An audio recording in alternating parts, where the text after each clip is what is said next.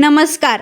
मुख्यमंत्री लाडकी बहीण योजनेअंतर्गत पात्र असणाऱ्या सर्व लाडक्या बहिणींसाठी एक महत्त्वाची अपडेट आली आहे.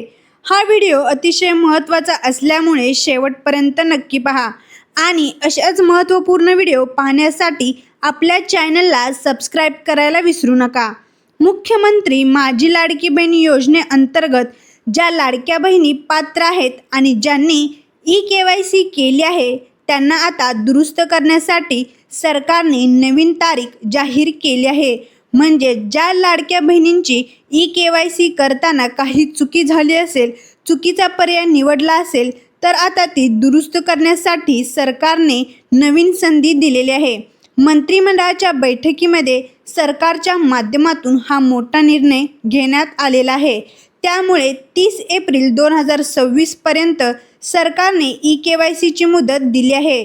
त्यामुळे आता ज्या लाडक्या बहिणींची ई-KYC करताना काही चुकी झाली असेल, तर त्यांना आता विनाकारण अपात्र झाल्या असतील, तर त्यांच्यासाठी आता दुरुस्त करून पात्र होण्याची सुवर्ण संधी आली आहे असे म्हणायला काहीच हरकत नाही.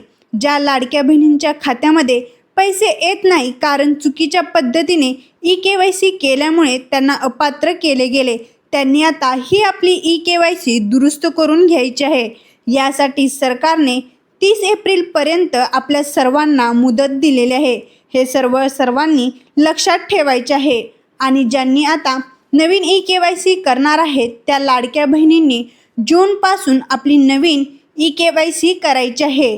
त्याचप्रमाणे दरवर्षी आपण जूनमध्ये नवीन ई-KYC करतो. त्यामुळे ज्या लाडक्या बहिणी दरवर्षी ई-KYC करतात त्यांनी आता जूनमध्ये आपली ई-KYC करून घ्यायची आहे. ही माहिती अतिशय महत्त्वाची असल्यामुळे लाडक्या बहिणींपर्यंत शेअर करा. पुन्हा भेटूया अशाच नवीन अपडेटसह. जय हिंद, जय महाराष्ट्र.